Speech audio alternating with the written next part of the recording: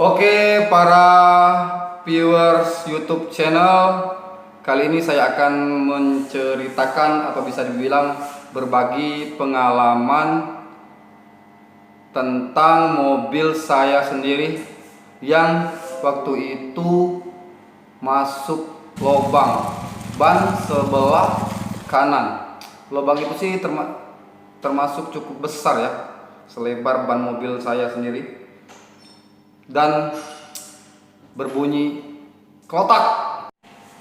Tapi sebelum menonton video dari saya, jangan lupa like, share, komen, dan subscribe, karena subscribe itu gratis teman. Oke pemirsa, langsung saja kita masuk ke dalam videonya. Check it out.